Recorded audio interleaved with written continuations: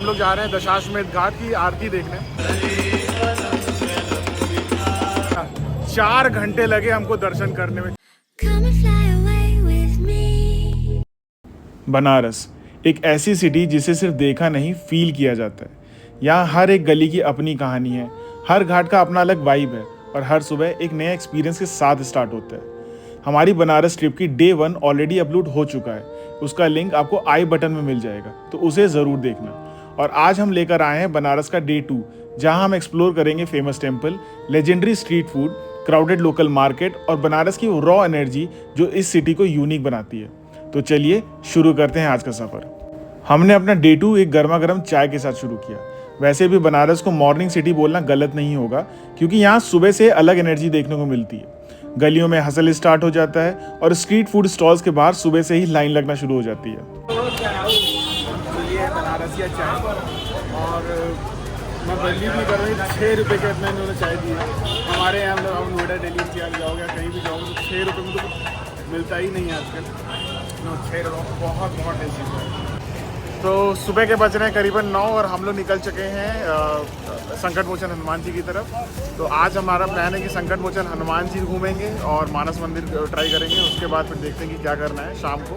तो अभी हम लोग घूम रहे हैं, अभी हम लोग करेंगे ब्रेकफास्ट एंड देन यहाँ और सबसे बड़ी बात है यहाँ पे ऐसा कोई पीक टाइम नहीं है, बट इतना ज़्यादा रश हो रखा है, सारे होटल फुल है। मतलब आई डोंट नो क्या है, इतना ज़्यादा रश है, सुबह से रश है। इवन हम लोग 5:30 पे उठे हुए हैं और सुबह सेम रश इतना कल रात में था। पता नहीं यहाँ पे कितने लोग आते हैं। तो ऐसा लग रहा है जैसे 24 घंटे की शहर है और सारे होटल बुक है, बहुत ज़्यादा भीड़ हो रखी है, बट देखते हैं कि क्या करना है। हमारे होटल के जस्ट नीचे स्टॉल लगा हुआ था हींग कचौड़ी का। तो फिर क्या, हमने बनारस की फेमस हींग वाली छोले कचौड़ी ट्राई करी। कचौड़ी परफेक्टली क्रिस्पी थी और उसके साथ जो स्पाइसी हींग वाले छोले थे ना, उसका टेस्ट काफ़ी यूनिक था।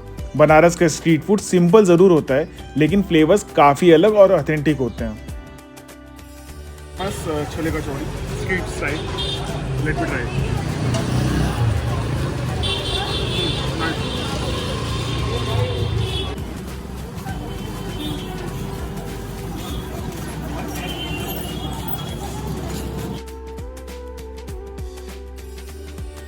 तो अभी हम लोग अपने होटल से निकल गए हैं, क्योंकि बुला नाला पे था और यहाँ से हम लोग मैदागी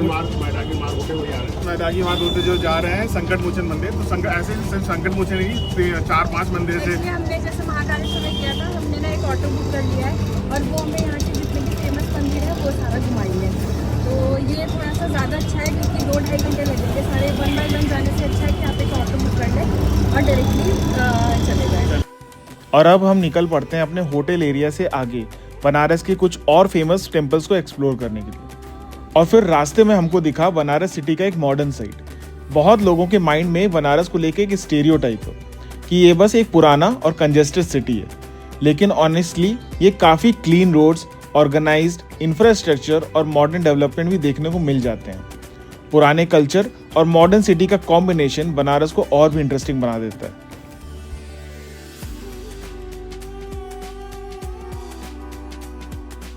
और हमारा पहला मंदिर था कुंड वाली माता मंदिर। ये मंदिर लोकल डिवोटीज के बीच काफ़ी फेमस है और यहाँ का एटमॉस्फेयर काफ़ी पीसफुल फील होता है। तो हम लोग पहले मंदिर आए हैं बनारस में, जिसका नाम है दुर्गा माता मंदिर। यहाँ पे माता का खूब बड़ा सा कुंड है। अभी मैं आपको अंदर चल के दिखाता हूँ।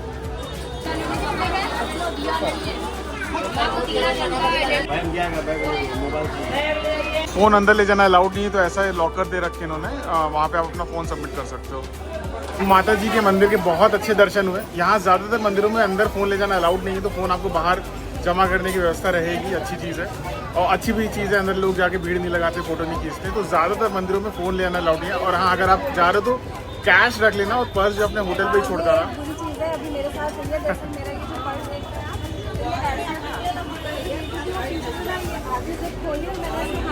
तो मैंने पूछा कि क्या कर रही है आप मेरे पर्स में, क्या कर रही है, छोटा सा बच्चा नहीं। ये है कि अगर आप आ रहे हो तो पर्स अपना होटल पे छोड़ के आओ, कैश जो है थोड़ा बहुत वो अपने जेब में रख लो, क्योंकि यहाँ पे ना थोड़ा सा ये सब प्रॉब्लम है। और मैं पूरे टाइम से उनको देख रही हूँ, किसी भी लाइन में तो लग रही है लेकिन दर्शन नहीं कर रही, हट जा रही, फिर जहाँ भूल रही है उसके पास पर्स देखी उसके पास लग रही है, तो ये थोड़ा ध्यान रखिएगा, अगर पर्स लेके जा रहे हो तो आगे साइड रखिएगा। तो दुर्गा कुंड मंदिर के थोड़ी से पास में आपका तुलसी मानस मंदिर है और वॉकिंग डिस्टेंस पे है, तो आपको ऐसे टेंशन लेने की जरूरत नहीं है। अगर आप चप्पल उतार भी दे रहे हो अपने ऑटो में तो वहाँ से आ सकते हो।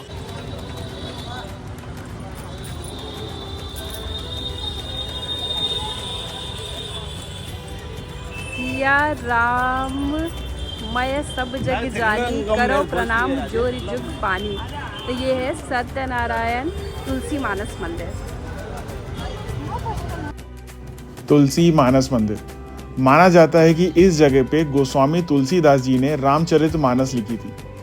इस मंदिर की खास बात यह है कि यहाँ मंदिर की दीवारों पर रामचरितमानस के दोहे और चौपाइयाँ लिखी हुई हैं, जो इस जगह को और भी स्पिरिचुअल बना देती है।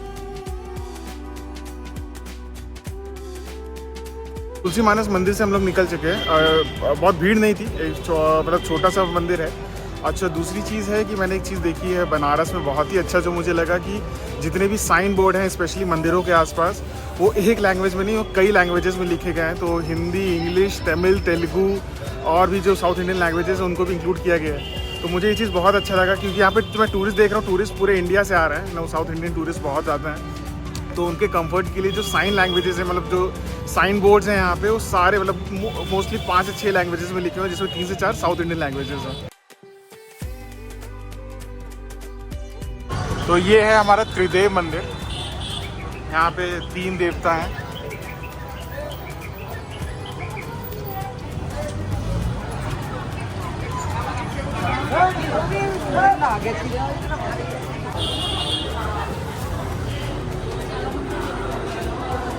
तो ये जो आप सामने मूर्तियाँ देख रहे हैं 3 देवताओं की, ये 1.5 किलो सोना ना असली सोने से बनी।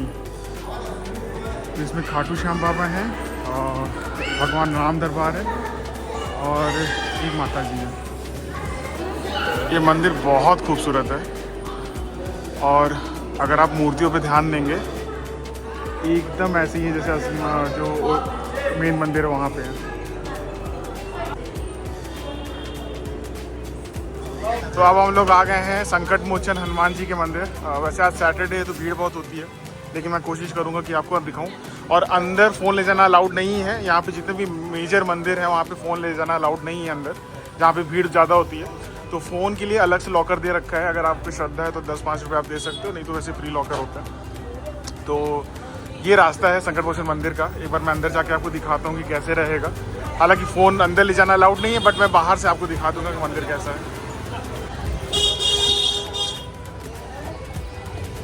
में अगर आप आ रहे हो तो लाल पेड़ा ज़रूर ट्राई करना, बहुत ही टेस्टी होते हैं। एंड यहाँ पे अगर आप घर भी ले जाना चाहते हो तो 5-10 दिन चल जाता है, कोई इशू नहीं है। और यहाँ से हमने प्रसाद भी लिया है, तो चलिए अंदर। तो यहाँ पे आप अपना फ़ोन जमा कर सकते हो। आगे ये रास्ता, यहाँ से फ़ोन आगे ले जाना अलाउड नहीं है।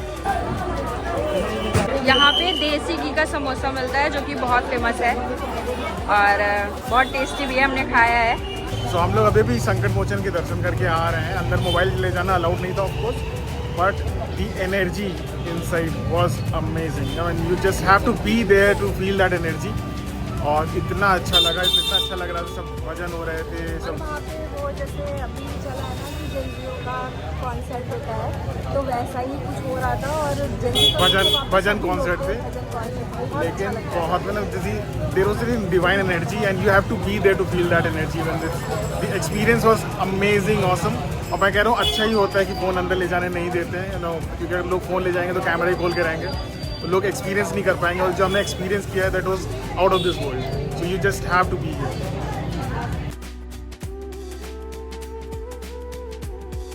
अब हम पहुंच चुके हैं श्री मणि मंदिर। इस मंदिर का निर्माण सबसे पहले 1940 में हुआ था। हालांकि जो स्ट्रक्चर आज हम देखते हैं उसे बाद में रेनोवेशन और रेस्टोरेशन किया गया था। इस मंदिर की शुरुआत धर्म सम्राट स्वामी करपात्र महाराज के मंदिर के ऊपर से मानी जाती है। मणि मंदिर का पूरा कॉन्सेप्ट भगवान राम के दरबार से इंस्पायर्ड है। माना जाता है कि इस परंपरा भगवान राम के राज अभिषेक से जुड़ी हुई है, जो मूल रूप से अयोध्या में हुई थी, लेकिन बनारस में इस मंदिर को भगवान राम के दिव्य दरबार और देवी देवताओं की पूजा अर्चना के रूप में स्थापित किया गया था। मंदिर का आर्किटेक्चर और इंटीरियर डिजाइनिंग भी उसी हिसाब से बनाया गया है, ताकि ये भगवान राम के दरबार जैसा फील दे सके। हालांकि यहाँ सिर्फ राम दरबार ही नहीं, बल्कि कई अन्य देवी देवताओं की मूर्तियां भी स्थापित हैं। इसके अलावा मंदिर के किनारे 151 छोटे शिवलिंग को रोज में स्थापित किया गया है। पूरा मंदिर ग्रेनाइट से बना हुआ है, जिसमें ट्रेडिशनल आर्किटेक्चर के साथ मॉडर्न डिजाइन और सुविधाओं का भी कॉम्बिनेशन देखने को मिलता है। इतनी गर्मी हो गई थी कि थोड़ा रिफ्रेश होना जरूरी था, तो हमने एंजॉय किया चिल्ड आम पन्ना, और सच बताऊं तो इस हीट में ये परफेक्ट ड्रिंक लग रहा था। तो हमारा जो टूर था 5 मंदिरों का वो कंप्लीट हो गया। अभी हम लोग वापस आ गए अपने होटल एरिया में। मेरे भी रिकमेंडेशन, अगर आप आ रहे हो तो होटल जो ऑटो है बुक कर लो, ज़्यादा अच्छा रहता है बजाय एक एक जगह जाने के। वो आपको सारी जगह एक साथ घुमा देगा। तो अब हम जा रहे हैं गदौलिया चौराहा। गदौलिया चौराहे में कोई भी मतलब 4 व्हीलर और ऑटो नहीं जाता है, तो हमें ना नॉर्मल रिक्शा करना पड़ा है और बहुत मुश्किल से मिला है, क्योंकि बहुत महंगा है। ज़्यादा दूर नहीं है, लेकिन 100 रुपये 200 रुपये ऐसे बोल रहे हैं। तो आप आते हो तो देख लेना कैसे क्या करना है, बट वैसे यहाँ बहुत पतली हैं, इसलिए रिक्शा चलता है। बड़े व्हीकल्स और ई रिक्शा आना मना है यहाँ पे। तो अभी हम लोग जा रहे हैं गदौलिया, वहाँ चल के आपको दिखाते हैं कि कैसा रहेगा।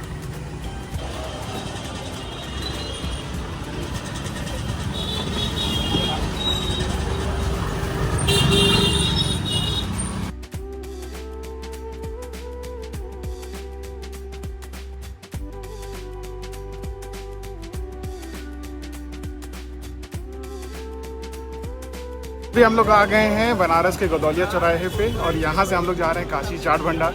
वहाँ की चाट खाने, बहुत ही फेमस चाट भंडार है यहाँ पे। तो मैं आपको एक चीज़ दिखाता हूँ, यहाँ पे जो रोपवे बन रहा है उसका कंस्ट्रक्शन यहाँ पे चल। कभी फ्यूचर में आप लोग आओगे और ये कंप्लीट हो चुका होगा, तो आपको यहाँ तक आने के लिए रिक्शा या कुछ नहीं करना नहीं पड़ेगा, आप डायरेक्टली रोपवे से यहाँ तक आ सकते हो। हालाँकि यहाँ पे खाने पीने की बहुत ही ढेर सारे ऑप्शन हैं। तो अगर आप आ रहे हो तो यहाँ पे होटल देख सकते हो, क्योंकि ये थोड़ा सा हैपनिंग प्लेस है। यहाँ पे पूरे टाइम जो है चहल पहल रहती है।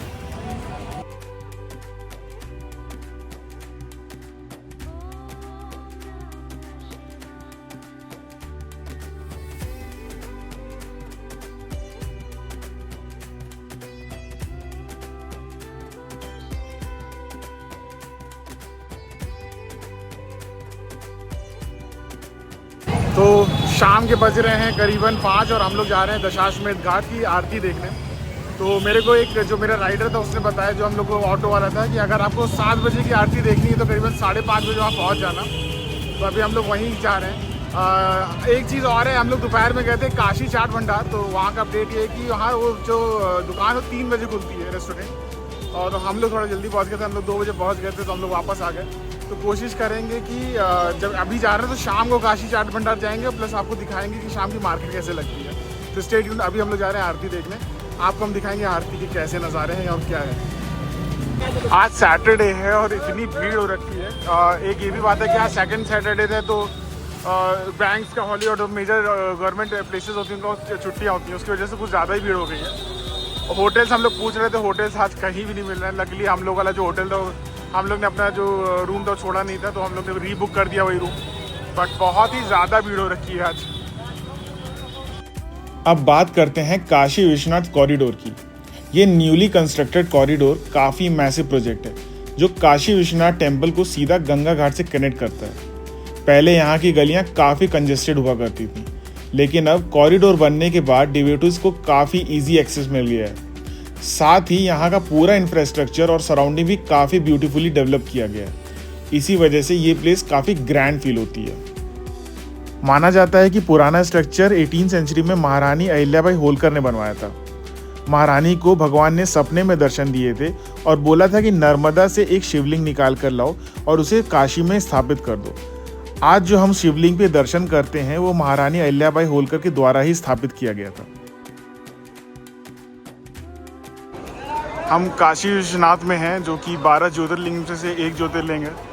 और यहाँ पे मेन कैंपस में भारत माता का एक मूर्ति लगी हुई है, सब आ रहे हैं इनको प्रणाम कर रहे हैं। सेम चीज़ मैंने महाकाल में भी देखी थी, सेम चीज़ मैंने और हिंदुओं के जो टेम्पल हरिद्वार ऋषि के सब जगह देखी है कि हम लोग भारत माँ को अपने भगवान की तरह पूजते हैं। और ये एक सनातन ऐसा ही धर्म, इकलौता ऐसा धर्म है जो ये करता है, बाकी और किसी धर्म में ये नहीं है कि हम लोग अपनी मातृभूमि को अपना भगवान, अपनी माँ की तरह पूजते हैं।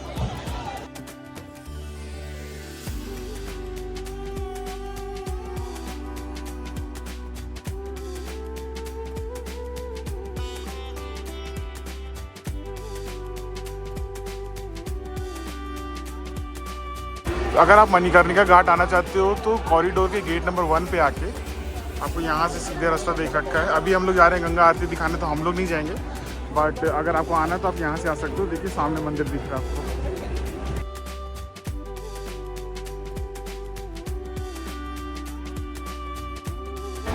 सामने ये है मणिकर्णिका घाट, अभी कुछ कंस्ट्रक्शन चल रहा है। और अभी हम लोग हैं, इसे बोलते हैं गंगा द्वार। यहाँ पे भी आरती होती है, आप चाहो तो यहाँ पे भी देख सकते हो।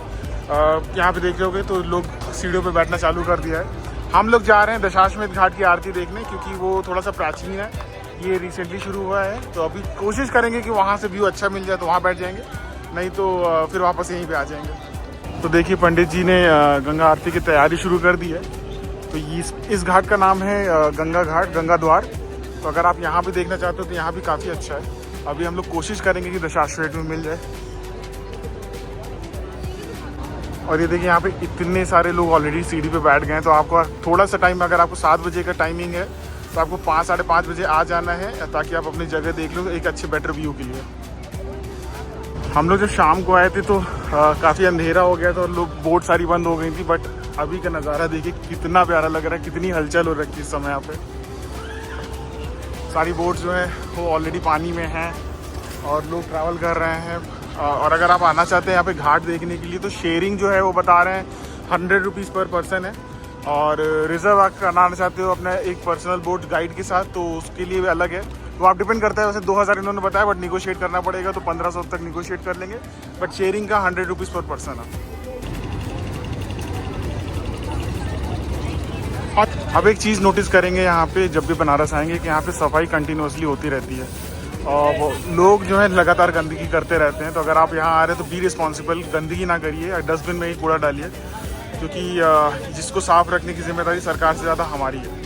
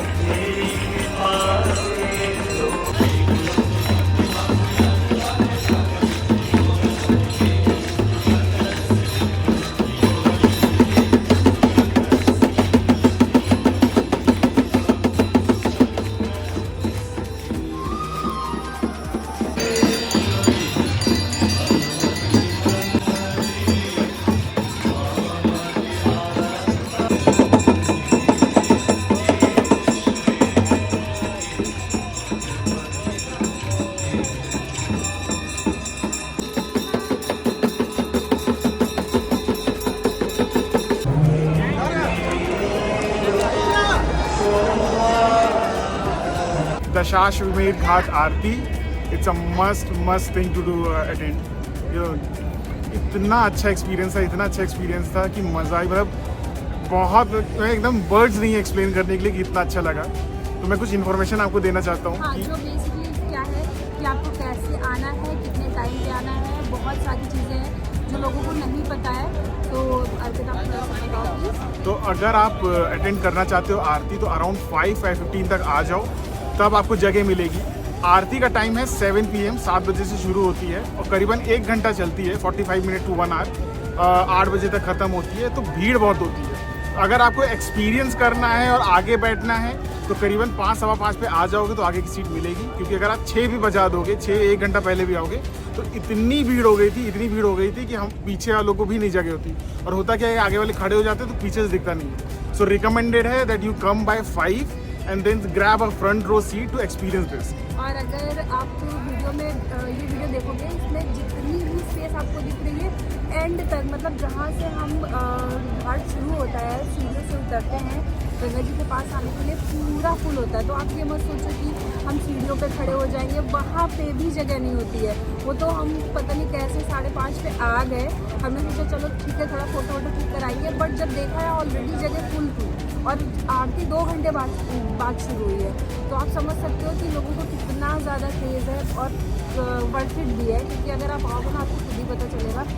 I'm just saying, words can't describe the experience that you will have there right on the spot. Second thing, no सिर्फ दशाश्वमेध घाट में आरती नहीं होती, नमो घाट पे भी आरती होती है। और नमो घाट में इन्होंने थोड़ा सा ऑडिटोरियम टाइप का बनाया है, तो you can experience a better, वहाँ पे थोड़ा एक्सपीरियंस बेटर होता है। हाँ, ऐसा बोलते हैं कि उन्होंने अभी जस्ट स्टार्ट किया है, जैसे नमो घाट पे स्टार्ट किया है और उसके आगे मणिकर्णिका के बगल में जस्ट घाट है। कौन सा घाट है वो? मुझे अभी नाम मिस हो रहा, बस ये जो गंगा घाट वहाँ पे स्टार्ट किया है। मणिकर्णिका के जस्ट बगल में है, जहाँ से गेट नंबर 4 भी आए थे, वहाँ से आप एंट्री करोगे मंदिर जाने के लिए। गेट नंबर 1 है, सॉरी गेट नंबर 1 है, वहाँ से एंट्री करोगे आप अंदर जाने के लिए मंदिर के। तो वो वाला घाट है, एक वहाँ पे भी आरती होती है और एक ये आरती होती है। तो अगर आप एक्सपीरियंस करना चाहते हो तो एक मतलब जो पुरानी आरती हो रही है याली है, तो आई रिकमेंड कि याली करो, क्योंकि यहाँ का एक्सपीरियंस बहुत अच्छा था। वो भी आरती अटेंड कर सकते हो, लेकिन वहाँ पे थोड़ा सा बैठने की जगह है। अगर आपके पास ज़्यादा टाइम है, 2 दिन है, तो एक दिन ये अटेंड कर सकते हो, एक दिन वो अटेंड कर सकते हो। बट ये जैसा कि ये पुरानी है, ये ज़्यादा लोग, ये वाली आरती सबको पता है, सभी आते हैं। वो अभी स्टार्ट हुई है तो कुछ लोगों को इन्फॉर्मेशन नहीं है। फॉर कॉन्टेक्स्ट ज़्यादा लोग आते हैं। उस टाइम जिस टाइम आरती हो रही थी अराउंड 5000 लोग तो रहे होंगे पूरे घाट पे, तो इतनी भीड़ रहती है। तो इसीलिए कह रहे हैं एक्सपीरियंस बहुत अच्छा था। It's a must visit. अगर आप आ रहे हो तो ज़रूर एक्सपीरियंस करो।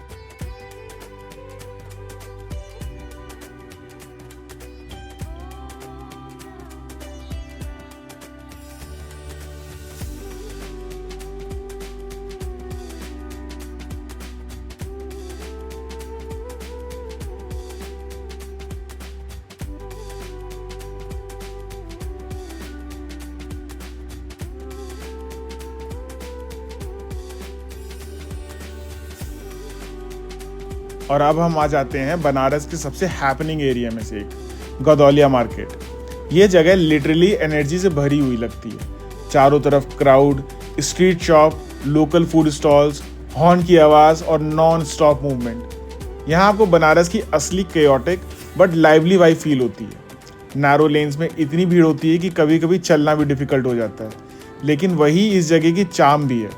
शॉपिंग से लेकर फूड तक हर चीज़ का अलग ही एटमॉस्फेयर है यहाँ पे।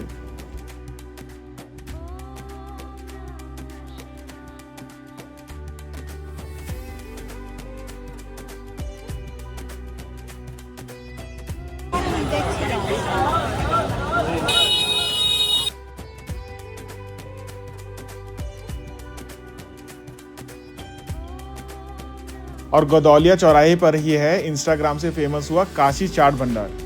ये प्लेस काफ़ी वायरल हो चुका है और यहाँ की चाट ट्राई करने के लिए लोग दूर दूर से आते हैं।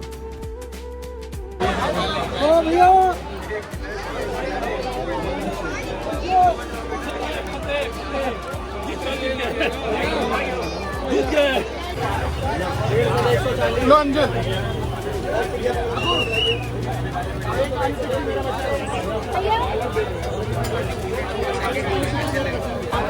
तो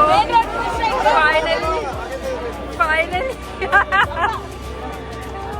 It was crazy out there.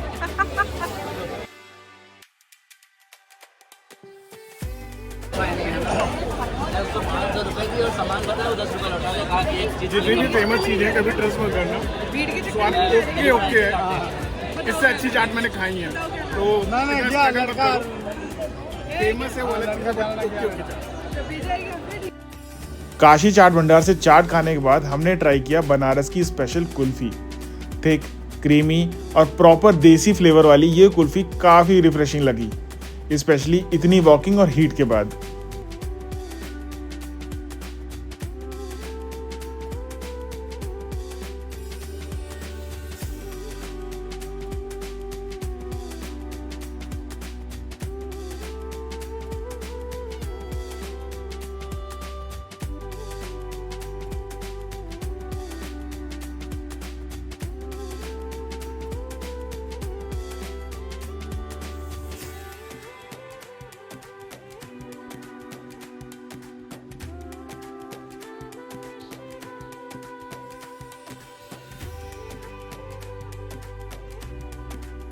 Good morning, it's Sunday, it's our final day in Varanasi. तो हमारी ट्रेन है वंदे भारत, आज शाम 3 बजे की है। तो अभी हम लोग जा रहे हैं बाबा विश्वनाथ के दर्शन करने सुबह सुबह। आज हम लोग घाट से एक्सप्लोर करने की कोशिश करेंगे एंड जो रिमेनिंग चीज़ें, पेंडिंग चीज़ें वो एक्सप्लोर करने की कोशिश करेंगे। तो मैं आपको दिखाता हूँ कि कैसा एक्सपीरियंस रहता है सुबह का। पहले बार जब मैंने दिखाया था तो आपको शाम का एक्सपीरियंस दिखाया था, अभी मैं आपको दिखाऊंगा सुबह का एक्सपीरियंस कैसा रहता है। तो स्टे ट्यून्ड।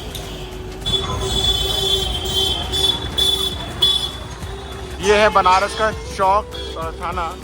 तो ऐसा बोलते हैं कि सेंट्रल वाराणसी है यहीं पे। हालांकि यहाँ पे अभी आप गाड़ियाँ देख रहे होंगे, बट नो, दिन में यहाँ पे गाड़ियाँ अलाउड नहीं है। यहाँ पे सिर्फ बिना गाड़ियों के आ सकते हैं, लोग बाइक से ही आ सकते हैं। आज संडे का दिन है और देखिए लाइन कहाँ से लगी हुई है। मेन बाज़ार से ही लाइन लगी हुई है। तो अगर आप संडे को आ रहे हो तो थोड़ा सा या तो अर्ली मॉर्निंग आ जाओ 4 साढ़े 4 बजे, नहीं तो संडे को आना अवॉइड करो। गेट नंबर 4 पे तो बहुत ज़्यादा भीड़ हो रखी है। तो हम लोग अपना गेट नंबर 1 की तरफ जा रहे हैं। मे भी वहाँ से थोड़ी कम भीड़ हो। No, I am keeping my fingers cross, but मुझे लग नहीं रहा क्योंकि आज संडे है और ऐसा लग रहा है कि आधा यूपी आ रखा है। बहुत ज़्यादा भीड़ हो रखी है।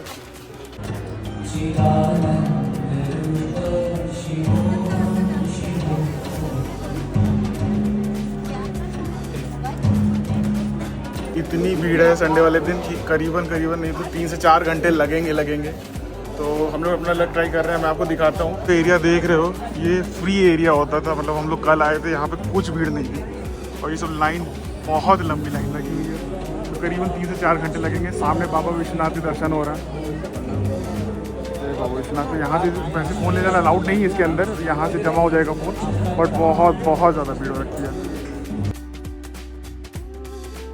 गाइस, हम लोग सुबह 7:30 बजे लाइन में लगे थे। अभी बज रहा है 11:30। 4 घंटे लगे हमको दर्शन करने में। 4 घंटे। आज इतनी भीड़ है कि लाइन में खड़े 4 घंटे हो गए और वो भी दर्शन तुरंत वो लोग हटा दे रहे हैं, तब ये हाल है। तो अगर आप लोग संडे को आ रहे हो तो ये चीज़ माइंड में रखो कि संडे को अगर आ रहे हो तो या तो बहुत अर्ली मॉर्निंग आओ, 5:30-6 बजे तक आ जाओ, या तो लेट नाइट आओ, करीबन 9-10 बजे तक आओगे, तब आपको भीड़ नहीं मिलेगी। अगर आप 7:30 बजे के आए, 7 बजे के बाद भी आ रहे हो ना, तो आपको बहुत ज़्यादा भीड़ मिलने वाली है। ऐसा बोल रहे हैं कि सैटरडे, संडे और मंडे 3 दिन यही हाल रहता है, क्योंकि हमने कल दर्शन नहीं किए थे, जिस दिन आए थे उस दिन किए थे, तो सोचा आज कर लेते हैं। तो इन्होंने बोला संडे, सैटरडे और मंडे 3 दिन यही सीन रहता है। और कॉन्टेक्स्ट, हम लोग फ्राइडे को दर्शन किए थे। फ्राइडे को 45 मिनट में हम लोग ये सारा खत्म हो गया। प्रसाद लेने से लेकर दर्शन तक बाहर आ गए थे। आज 4.5-5 घंटे लग गए हमको पूरा प्रोसेस करते। तो अगर आप आ रहे हो तो keep it this in mind that avoid Sundays. अगर आप आ रहे हो, और या तो आओ तो अर्ली मॉर्निंग या लेट नाइट आओ। तो अभी हम लोग जा रहे हैं बोटिंग करने। हम लोग निकल गए, थोड़ा सा देर हो गया था, काशी विश्वनाथ एक्सपेक्टेड नहीं था इतनी भीड़ है। तो अभी हम लोग जा रहे हैं बोटिंग करने। तो यहाँ बोटिंग के 2 रेट हैं। अगर आप प्राइवेट जा रहे हो तो आपको नेगोशिएट करना पड़ेगा जो भी रेट होंगे, और अगर आप शेयरिंग में जाते हो तो 100 रुपये के यहाँ पर हेड चार्जेस होते हैं। दूसरी चीज़ है कि यहाँ पे टोटल 84 घाट्स हैं, तो अगर आपको सारे घाट घूमने तो अलग चार्जेस हैं। अगर आप जैसे हम लोग को टाइम कम है तो हम लोग 45 घाट हैं जो वही घूम रहे हैं, मेन जो घाट है वही घूम रहे हैं। और बाकी आपको दिखाते हैं कि क्या है, क्योंकि 3 बजे की वंदे भारत 12 बज रहा है, 1 बजे उसने बोला हमको वापस यहाँ छोड़ देगा और हम लोग यहाँ से डायरेक्ट चले जाएंगे रेलवे स्टेशन अपने होटल पैक करके। तो अभी हम लोग जा रहे हैं 45 घाट्स को घूमने, फिर देखते हैं वहाँ पे कैसा है। गाइड रहेगा, गाइड भी बताएगा, तो जो स्टोरीज रहेगी हम आपको वो भी बताते चलेंगे। तो न्यू अपडेट, तो हमने बोटिंग का कैंसिल कर दिया है। रीज़न ये है कि ऑलरेडी लेट हो गया है और वंदे भारत हमारी 3 बजे की है, तो we thought to skip boating this time, maybe next time कर लेंगे। तो अभी हम लोग जा रहे हैं मणिकर्णिका घाट जाके वहाँ से फिर डायरेक्टली होटल चले जाएंगे और वहाँ कुछ खाना पीना खा के हमको स्टेशन भी पहुँचना है। So I mean, no voting for this time, but definitely we'll cover that in our next trip. और सेकेंड थिंग, अगर आप कभी भी अप्रैल मई जून में आ रहे हैं तो या तो आप मॉर्निंग का रखें, लाइक जैसे 10 बजे के पहले या फिर 5 बजे के बाद, क्योंकि इस टाइम पे इतनी धूप है, आप मेरी शक्ल देख सकते हो। तो ये अपडेट बहुत एग्जॉस्टिंग होता है अगर आप दोपहर में आ रहे हो, तो कोशिश करिए कि या तो अर्ली मॉर्निंग या तो थोड़ा सा शाम का रखो तो ज़्यादा अच्छा है। तो उसमें शाम को आपको थोड़ा सा इरिटेशन भी नहीं होगी, तो थोड़ा सा अगर आप दोपहर का स्किप कर दोगे तो बेटर है। अरे मणिकर्णिका घाट जो कॉरिडोर के बगल में ही है, ये आपका कॉरिडोर है, यहाँ से मणिकर्णिका के लिए ये रास्ता जाता है। अभी हम लोग यहीं जा रहे हैं। तो मणिकर्णिका एक लौता ऐसा घाट है पूरी दुनिया में जहाँ पे 24 घंटे जो है वो दहन होता है, तो क्रियाक्रम यहाँ पे 24 घंटे होता है। तो अभी हम लोग जा रहे हैं, आपको दिखाते हैं। एक अलग ही वाइब है यहाँ की। हम लोग ऐसे बोट से दिखाने का सोचा था, बट अभी बोटिंग का कैंसिल हो गया, तो हम लोग आपको ऐसे ही दिखाएंगे। तो जैसे कि बनारस की सारी गलियाँ होती हैं, सेम मणिकर्णिका के लिए भी है, एक पतली सी गली है। हालांकि कॉरिडोर के जिस बगल से रास्ता गया है तो आपको ऐसा प्रॉब्लम नहीं होगा, और सफाई काफ़ी अच्छी रहती है यहाँ पे। और अगर आप आ रहे होते हैं रास्ते का पे काफ़ी ढेर सारे प्राचीन मंदिर भी आपको दिखेंगे। अगर आप देखोगे तो ये लकड़ियों की दुकानें हैं, जैसे ट्रेडिशनल घाट पे होता है।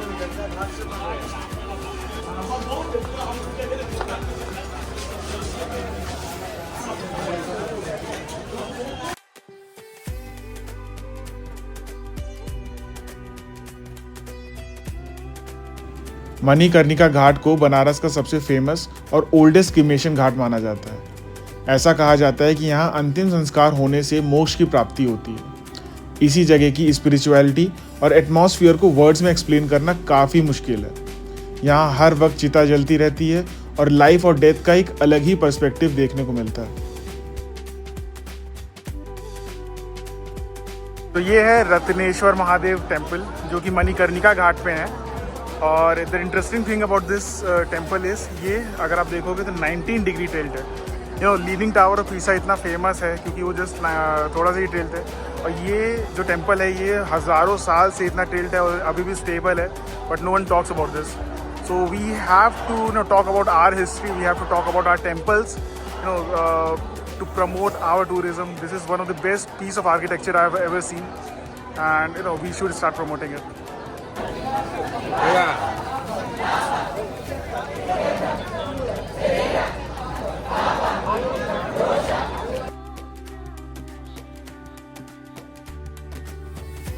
और अब हम मणिकर्णिका घाट से अपने होटल की तरफ निकल पड़े हैं। रास्ते में हमने एंजॉय की बनारस की स्पेशल लस्सी और गर्मा गर्म गुलाब जामुन।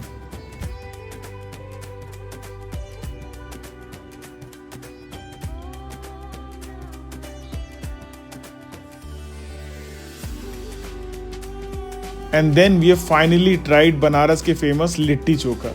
स्मोकी लिट्टी, स्पाइसी चोखा और उसके ऊपर देसी घी का टेस्ट, ऑनेस्टली दिन का परफेक्ट एंडिंग लग रहा था।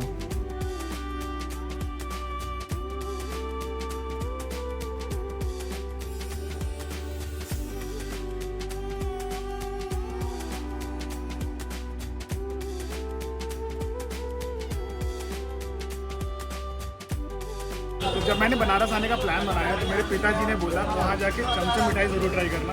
तो ये चमचम मिठाई मैं ट्राई कर रहा हूँ।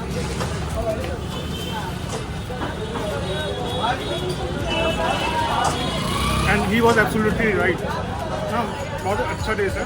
एक नॉर्मल चमचम भी आता है, लेकिन मैंने मलाई चमचम लिया और बहुत मीठा नहीं है, बहुत टेस्टी है। तो अगर आप वैसे भी तो खा लेते हैं, बहुत इंजॉय कर रहे हैं।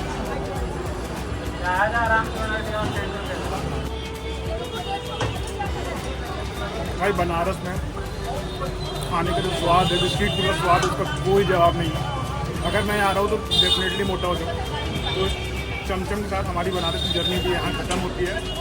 हम आपको आगे बताएंगे कि अब जगह पे हमारा वंदे भारत ट्रेन हम लोग वापस जा रहे हैं, बट कई चीज़ें हैं जो छूट गई हैं। जैसे हमने बोटिंग नहीं करी, अस्सी घाट नहीं गए, वे भी हम लोग अगली बार ट्राई करेंगे दिखाने के लिए। बट ये जो जर्नी थी बहुत अच्छी थी, बहुत अच्छे दर्शन हुए हमारे। मिलते हैं नेक्स्ट वीडियो में।